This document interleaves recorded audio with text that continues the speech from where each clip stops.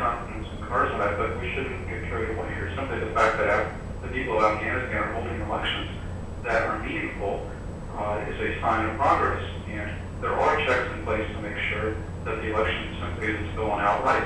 This is a rough and emerging democracy, but it is a democracy nevertheless, and I think we should take some pride from that.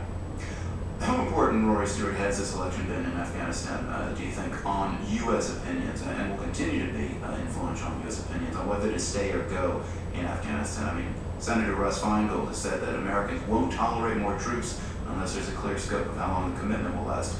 Do you think Americans want greater guarantees of seeing a democratic state actually emerge in Afghanistan on President Obama's watch? I think American voters, citizens, are as confused as anybody else about what we think we're doing in Afghanistan. One of the problems has been that we're given a different reason every year. So we were told that we were there for counterterrorism, then we were told we were there for state building, then we were told we were there to defeat the Taliban, then to stabilize Pakistan. And of course, over the last few weeks, we've been given the impression that we're really there to deal with elections. And of course, the result of that, by talking up these things like elections, we simply expose the inconsistencies and our own lack of power. To pin our reputation to elections in a country which, as Max has said, is as poor, as fragile, and as traumatized as Afghanistan, is really setting yourself up for this kind of humiliation and this kind of confusion. We really need now a much clearer definition, which is much, much more limited. Everybody talks about realistic objectives, but it's very, very difficult to really admit that our objectives shouldn't go beyond a very narrow commitment to counterterrorism and a generous development aid to the country. We shouldn't be drawn into all these issues of nation and state building which are frankly beyond us, which we don't have the power to do. And you say we don't have the power to do that, period, or just in Afghanistan, which is a kind of a specific case? I think there are places where we've been successful. Bosnia and Kosovo are good examples. But by the time you get to Afghanistan, which is a country the size of Texas with 30 million people in it, with a strong Islamic presence and real attitude, certainly in some villages in the south, of opposition to foreigners, then you've bitten off more than you can chew. I would like each of you to make your case for what to do now in Afghanistan, given that this election has called into doubt the credibility of Hamid Karzai, the U.S. support of him so far, and the hopes for building democracy there. I mean, they've all been seriously damaged after this election. Let me start with you, Max Boot. I think we need to increase our efforts to secure Afghanistan. Rory talks about how we have to have fairly narrow counterterrorism objectives.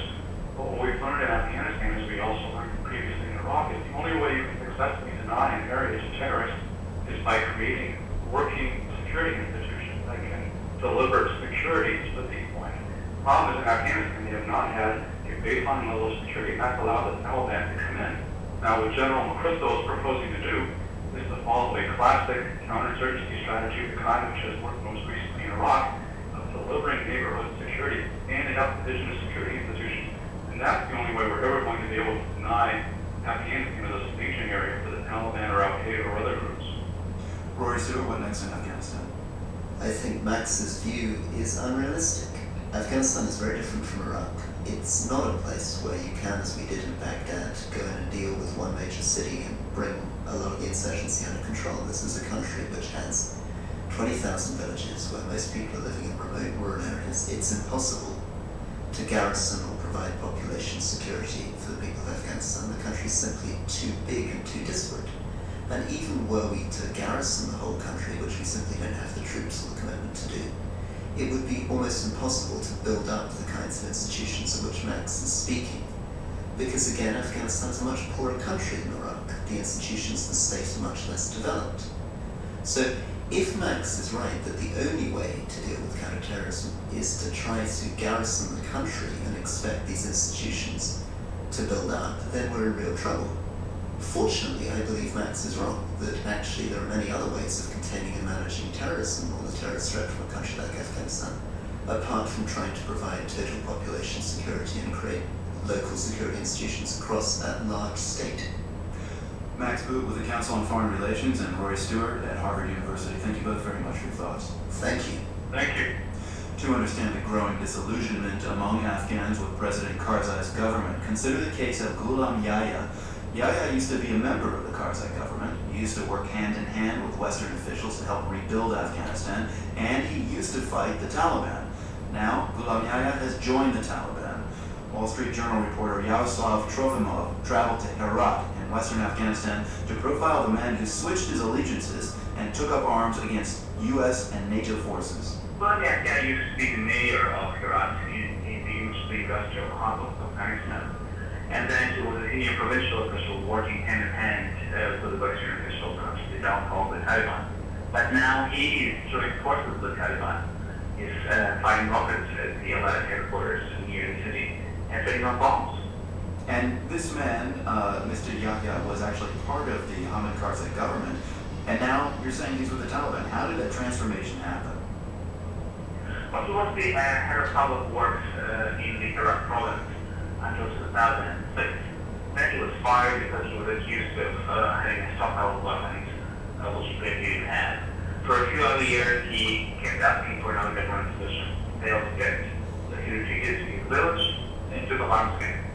And he's an angry man. I mean, Hamid Karzai has offered him amnesty, but apparently he's rejected that. Well, the reason that he gave for rejecting the amnesty offer repeatedly was that he said that the Karzai government is unable to control foreign forces in the country, unable to expel them. So he said that he will not go back to the government as long as there are still Americans endeavoring Western troops in Afghanistan. Specifically, what does Yahya blame the Western forces for? Well, the way he put it is that the Western forces came to Afghanistan to help in reconstruction, but they are quote-unquote pursuing their own interests and killing Afghan civilians. And there has been quite a lot of anger, especially in the Herat province, over the civilians who were killed in airstrikes that were targeting the Taliban against targets. We even the one that missed him in February, and he ended up killing more than a dozen civilians, according to the Afghan officials. It sounds like kind of a personal vendetta. Is he representative of a lot of people who've made the shift to joining the Taliban? Well, he is an artist because he is an ethnic-centric, and most of the Taliban are ethnic Pashtuns, virtually all Taliban leaders in Afghanistan are Pashtuns. But he does represent the people of that area. He was an intriguing commander there in the Soviet occupation. So he has a following his clan, his tribe in that whole region. So excluding him from the political system was obviously an insult to many people in the area where he lives. Right, and now there's been this election around which there are many, many irregularities. 2,500 complaints have poured in. Has disillusion with the West and with Karzai's government grown even more since those elections? Oh yes, absolutely. And what we're seeing now is that the violence that was pretty much limited to the southern and eastern part of Afghanistan plus Kabul for many years is now spreading to the west and the north of Afghanistan throughout those these provinces that were considered to be safe until not so long ago. And where the security is not in the hands of the American troops, but in the hands of the Italians, the Germans, and the Spanish, the government don't really allow them to engage in conduct except in special circumstances.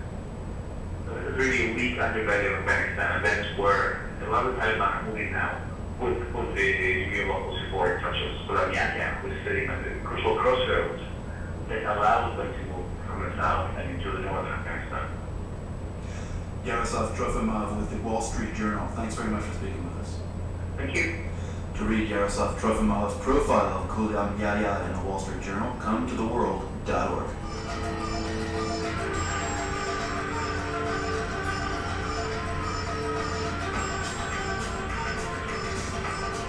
Coming up, high-speed trains in many countries, but not here.